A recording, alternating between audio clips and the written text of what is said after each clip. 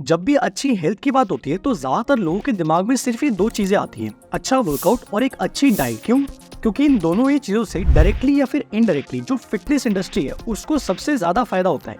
इसलिए सिर्फ इन्हीं दोनों चीजों को अच्छे तरीके से मार्केट किया जाता है और इसी मार्केटिंग की चमक दमक में हम लोग एक्चुअली में उस चीज को भूल जाते हैं जो हमारी बॉडी के लिए सबसे ज्यादा जरूरी है। पता है वो चीज क्या है? Sleep is so important. How many hours of sleep did you get last night? 8 hours of sleep every night for adults. Extremely important for all of us. That is good sleep. लेकिन हैरानी की बात तो ये कि इतनी important चीज होने के बावजूद भी हमारे देश में ज्यादातर लोग इस चीज के ऊपर ध्यान ही नहीं देते। यहाँ तक कि अगर मैं आपको डेटा दिखाऊं तो इंडिया इस दुनिया की सेकंड सबसे ज्यादा स्लीप डिप्राइव्ड कंट्री है। और ये जो स्लीप डिप्राइवेशन है ये ना सिर्फ फिजिकली बल्कि mentally, emotionally, socially, in fact economically भी हम सब लोगों को बहुत ज्यादा नुकसान दे रहा है। लेकिन सवाल ये कि ये सब कुछ आखिर होता कैसे है? कैसे सिर्फ कम सोने की वजह से हमारी जिंदगी पूरी तरीके से पलट सकती है? और ऐसा क्यों है कि आज साइंस बोल रहा है कि अगर आप लोग कम सोते हो तो आप 100% जल्दी मर जाओगे। एंड मोस्ट इम्पोर्टेंटली कि आखिर वो ऐसे कौन से तरीके हैं जिससे कि हम सब लोग अपनी जिंदगी में इस प्रॉब्लम को सॉल्व कर सकते हैं। आपकी इसी प्रॉब्लम को इन डेप्थ सॉल्व करने के लिए मैं अपने साथ आपके लिए लेके आया हूँ डॉक्टर सिड वॉरियर। नींद में ही हमारे ब्रेन के जो टॉक्सिक केमिकल्स हैं वो बाहर आते हैं। तो ब्रेन का जो क्लीनिंग प्रोसेस होता है वो स्लीप में होता है। इस प्रॉब्लम में डीप डाइव करने से पहले जरा ये समझते हैं कि आखिर स्लीप डिप्रिवेशन होता क्या है। सी, अगर बहुत ही आसान भाषा में बोलूं तो स्लीप डिप्रिवेशन एक ऐसी कंडीशन होती है जहाँ पर एक आम आदमी जितनी रिक्वायर्ड स्लीप उसको चाहिए अपनी बॉडी को रिकवर करने के लिए उतनी स्लीप नहीं ले रहा। नींद जो है एक सिंगल एपिसोड नहीं होता। ऐसे नहीं कि आप 8 बजे या रात को 10 बजे सो गए और सुबह 8 बजे उठ गए, तो ब्रेन में सिर्फ नींद एक सिंगल एपिसोड है। Sleep actually happens in cycles. तो एक साइकिल होता है अराउंड 60 to 90 मिनट्स, मतलब 1 से 1.5 घंटा। और ऐसे 4 से 5 साइकिल होता है एक नींद के पूरे रात को। अब अगर ये कुछ गिनी चुनी रातों की बात है तो कोई दिक्कत नहीं है, लेकिन अगर आपके साथ ये चीज रेगुलर बेसिस पर हो रही है तो ये आपकी पूरी जिंदगी खराब कर सकता है। पर सवाल है कैसे? तो चिंता की बात नहीं है, लेट मी एक्सप्लेन। जो हमारे साइंटिस्ट और डॉक्टर्स हैं उन्होंने डिफरेंट एज ग्रुप्स के हिसाब से सबके लिए एक डिफरेंट स्लीप शेड्यूल रेकमेंड किया है। जैसे कि एक न्यूबॉर्न बेबी के लिए करीब 14 घंटे की नींद की रिक्वायरमेंट होती है। फिर एक इन्फेंट के लिए जो रिक्वायरमेंट होती है वो होती है 12 घंटे की। एंड देन एक टॉडलर के लिए 11 घंटे की। और एक प्री स्कूल एज का जो बच्चा है उसको कम से कम 10 घंटे की नींद तो चाहिए ही चाहिए। पर उसके बाद जब हम आगे बढ़ते हैं और स्कूल लाइफ में आते हैं तो वहाँ पर करीब 9 से 8 घंटे की मिनिमम रिक्वायर्ड स्लीप चाहिए होती है। एंड फिर और आगे चलकर जब हमारी एज और ज्यादा बढ़ जाती है तो मिनिमम 7 आवर्स की स्लीप तो हमें तब भी रिक्वायर्ड होती है। अब होता ये कि जब भी हम लोग रिक्वायर्ड स्लीप से कम घंटे की नींद लेते हैं तो हमारे ऊपर जो स्लीप डेट है वो बढ़ जाता है, मतलब कि स्लीप का उधार। पर यहाँ पे भी एक कैच, क्योंकि ये जो स्लीप डेट होता है ये भी 2 तरीके का होता है। जिसमें पहले तरीके का स्लीप डेट आता है जिसको कहते हैं एक्यूट स्लीप डेट, जो कि ये कहता है कि पिछले 14 दिनों के अंदर आप रेकमेंडेड स्लीप टाइम से कितने घंटे कम सोए हो। तो अगर आप पिछले 14 दिनों में रेकमेंडेड आवर्स से कम घंटे सोए हो तो वो जितना भी अक्यूमुलेट होकर नंबर बनता है वो हो जाता है आपका एक्यूट स्लीप डेट। और ये जो एक्यूट स्लीप डेट है ये हर उस इंसान के ऊपर काम करता है जो कि रेगुलर बेसिस पर रेकमेंडेड आवर्स से कम देर की नींद ले रहा है। जैसे फॉर एग्जांपल आपकी डेली नींद की रिक्वायरमेंट है 8 घंटे, लेकिन आप पिछले 10 दिनों से सिर्फ 6 ही घंटे सो रहे हो। तो पता है यहाँ पर आपका स्लीप डेट कितना हो जाएगा? करीब 20 घंटे का। बट वेट अ मिनट, यहाँ पर तो सिर्फ उन लोगों की बात हो रही है जो कि पिछले कुछ दिनों से कम सो पा रहे हैं। लेकिन कई सारे लोग ऐसे हैं जिनको सालों से दिक्कत आ रही है, वो कई सालों से प्रॉपर तरीके से सो ही नहीं पाए। मतलब कि उनका डे टू डे जो स्लीप डिप्रिवेशन है वो बढ़ बढ़कर अब इस लेवल पर पहुंच गया है कि उनका एक्यूट स्लीप डिप्रिवेशन अब पहुंच चुका है क्रॉनिक स्लीप डिप्रिवेशन की स्टेज पर। और ये जो क्रॉनिक स्लीप डिप्रिवेशन होता है यही होता है स्लीप डिप्रिवेशन का स्टेज 2। एंड एक्चुअली में क्रॉनिक स्लीप डिप्रिवेशन ही वो चीज है जिससे कि आपको कैंसर, हाई बीपी और यहाँ तक कि कई सारी कार्डियोवास्कुलर डिसीजेस भी हो सकती हैं। एंड साइंटिफिकली स्पीकिंग ये जो क्रॉनिक स्लीप डिप्रिवेशन है ये इतना ज्यादा खतरनाक है कि अगर आपने इसको फिक्स नहीं किया तो ये आपकी जान भी ले सकता है। पर देखो, अगर हम डेथ को एक पल के लिए साइड में भी रख दे तो भी स्लीप डिप्रिवेशन की वजह से हमारी जिंदगी के ऊपर बहुत ज्यादा असर पड़ता है। और आखिर वो किस किस लेवल पर पड़ता है, जरा इसको भी समझते हैं। सबसे पहले बात करते हैं ह्यूमन इम्यून सिस्टम की। हमारा जो इम्यून सिस्टम होता है वो दरअसल एक प्रकार का प्रोटीन, सेल और ऑर्गन्स के बीच का एक मास नेटवर्क होता है जो कि पूरे शरीर में फैला हुआ है, जो बाहर आने वाले जितने भी एंटीजन जैसे कि बैक्टीरिया, वायरस, टॉक्सिन्स, ये सब चीजें होती है, इनसे हमारी बॉडी को प्रोटेक्ट करके रखता है। अब होता ही है कि जब भी हमारी बॉडी में कोई एंटीजन घुसता है, यानी कि वायरस या बैक्टीरिया घुसता है, तो हमारी बॉडी इंटेग्रिन नाम के एक प्रोटीन रिलीज करती है जो कि टी सेल्स नाम की व्हाइट ब्लड्स के साथ मिलकर साइटोकिन नाम के प्रोटीन को रिलीज करता है, जो रेगुलेट करता है इन सारे एंटीजन से लड़ने के लिए। लेकिन बॉडी में होता ही है कि जो स्ट्रेस होता है, एंजाइटी होती है और एड्रेनलिन जैसी जो चीजें हैं, ये सब हमारी टी सेल्स और इंटेग्रिन के साथ जो बाइंडिंग होती है, इस बाइंडिंग को रोक कर रखती है। And this is where sleep comes in. Sleep ऐसी चीज है जो हमारे बॉडी की रिकवरी के लिए बहुत जरूरत है, बट आज के जो कैपिटलिस्ट हसल कल्चर मेंटालिटी में ऐसा हुआ है कि sleep is the first thing जो हम छोड़ देते हैं। वी थिंक दैट बाकी सारा काम खत्म करने के बाद अगर टाइम मिला तो मैं सो जाऊंगा। 1964 में सैन डिएगो में रहने वाले रैंडी गार्डनर ने कई दिनों तक ना सोकर एक पर्टिकुलर रिकॉर्ड सेट किया। दरअसल ये जो 17 साल का रैंडी गार्डनर था, इसको अपने साइंस फेयर के लिए एक पर्टिकुलर एक्सपेरिमेंट करना था और रैंडी ने बाद में ये बताया कि इस एक्सपेरिमेंट के स्टार्टिंग के 2 दिनों तक तो उसको बहुत ही ज्यादा नींद आने लगी और इसी एक्सपेरिमेंट में जब कुछ दिन बीतते हैं तो वो चीजों को टच करके भी फील नहीं कर पा रहा था, मतलब कि उसका टच सेंसेशन भी जा चुका था। और धीरे धीरे जैसे जैसे दिन बीते, गार्डनर की हालत बहुत ही ज्यादा खराब होने लगी।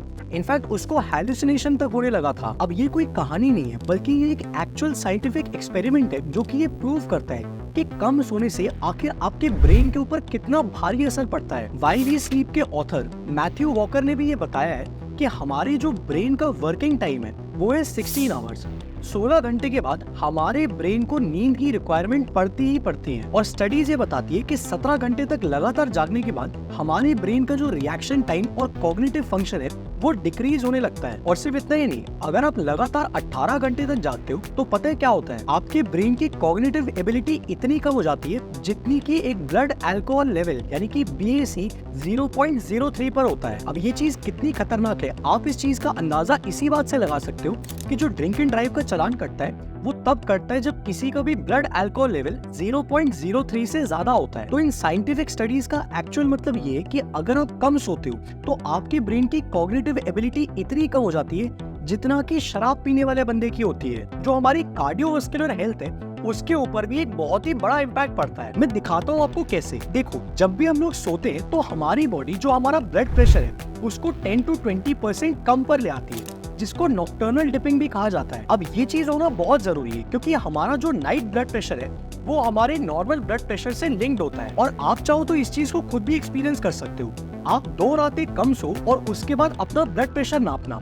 जब आप दोपहर में अपना ब्लड प्रेशर नापोगे तो आपको वो हाई मिलेगा। एंड कई सारी स्टडीज में ये चीज बाहर आई है कि जो लोग कम सोते हैं उनका ब्लड प्रेशर बहुत ही ज्यादा देखने को मिला है और उन्हीं को बीपी की प्रॉब्लम आगे चलकर होने के चांसेस सबसे ज्यादा होते हैं। अब इसको मैं आपके लिए थोड़ा सा साइंटिफिकली समझाता हूँ। देखो, जब भी हम लोग कम सोते हैं तो हमारी जो आर्टरीज होती है उसके अंदर प्लेक जमा हो जाता है और कम सोने की वजह से ये जो प्लेक होता है इसको क्लीन अप करने के लिए बॉडी को टाइम नहीं मिलता।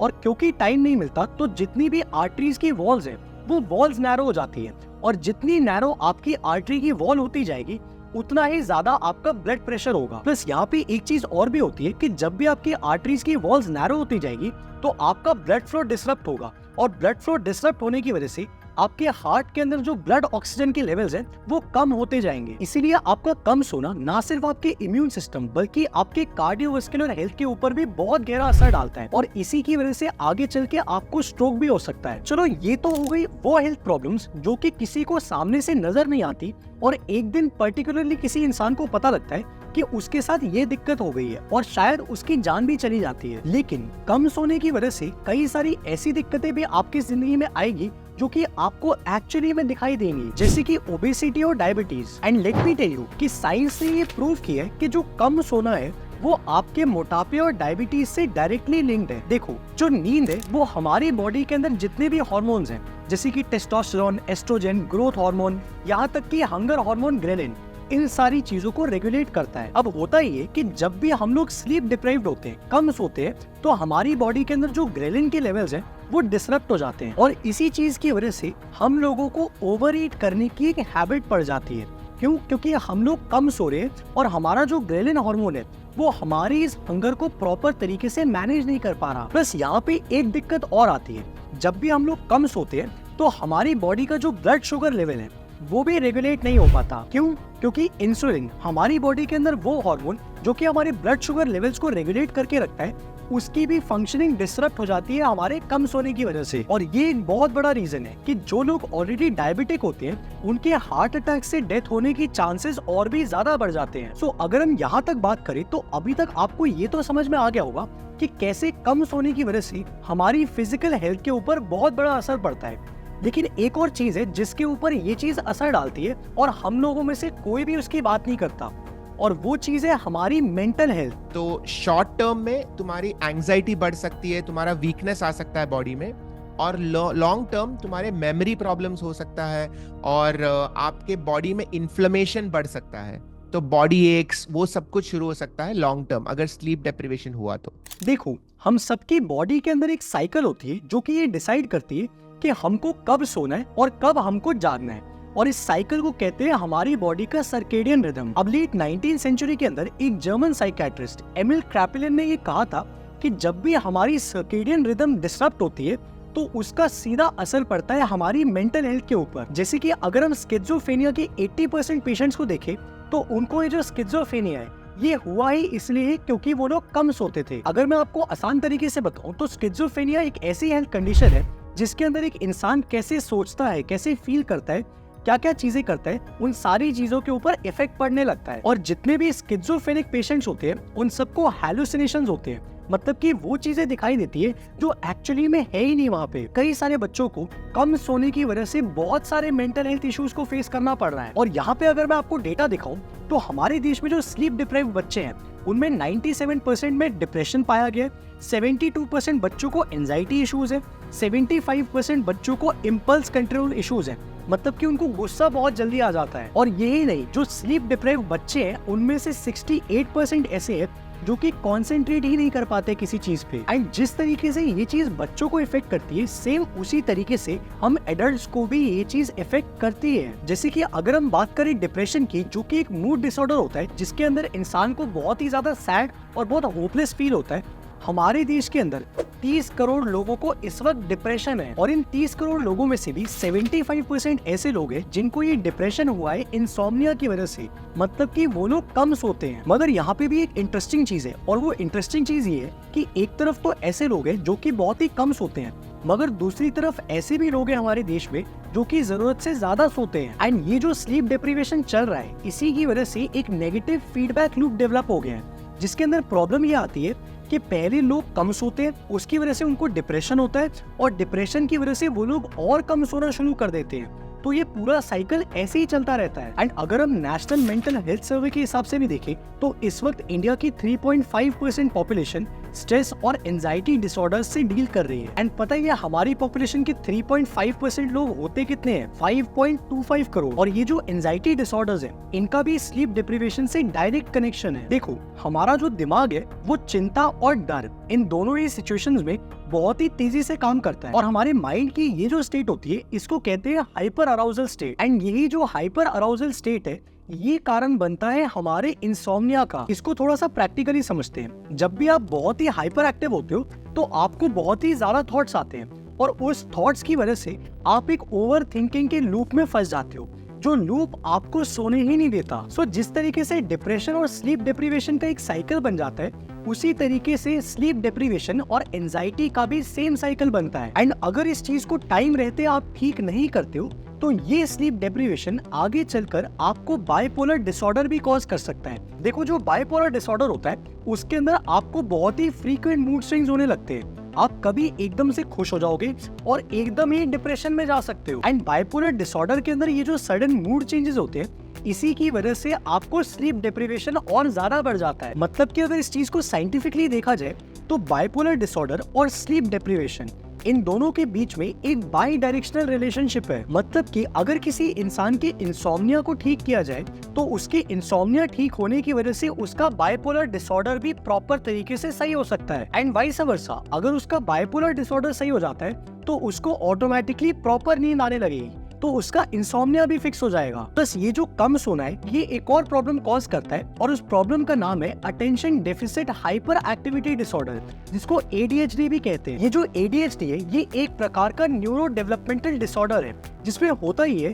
कि इंसान का अटेंशन स्पैन बहुत ही कम हो जाता है और वो बहुत जल्दी रेस्टलेस फील करने लगता है। एंड ये भी एक प्रॉब्लम है कि अगर किसी को ADHD है तो उसको स्लीप प्रॉब्लम्स होना बहुत ही लाजमी है, क्योंकि वो इस चीज की वजह से अच्छे से सो ही नहीं पाएगा। सो अगेन यहाँ पर भी ADHD और स्लीप डिप्रिवेशन, इन दोनों के बीच में एक बाई डायरेक्शनल रिलेशनशिप है। तो अगर आप दोनों में से किसी एक को ठीक कर लेते हो तो दूसरी चीज ऑटोमेटिकली ठीक हो जाएगी। बस ADHD के अलावा जो स्लीप डिप्रिवेशन है वो एक और मेंटल प्रॉब्लम कॉज करता है, जिसको कहते हैं ऑटिज्म स्पेक्ट्रम डिसऑर्डर, यानी कि ASD। अब ये भी एक तरीके का न्यूरो डेवलपमेंटल डिसऑर्डर है जो कि किसी इंसान के सोशल इंटरेक्शन को इम्पैक्ट करता है। पर चलो यहाँ पर तो हमने इंडिविजुअल लेवल की बात करी है, एक बार ये भी समझते हैं कि हम सभी लोगों का ये जो स्लीप डिप्रिवेशन है आखिर इसका इकोनॉमिक इम्पैक्ट कितना बड़ा है। तो देखो, जब भी कोई कम सोता है तो उसके ब्रेन की कॉग्निटिव एबिलिटी कम हो जाती है, जिसकी वजह से उसकी जो प्रोडक्टिविटी और एफिशिएंसी है उसके ऊपर सबसे ज्यादा इम्पैक्ट पड़ता है। अब इससे ना सिर्फ उस इंसान की जॉब के ऊपर असर पड़ता है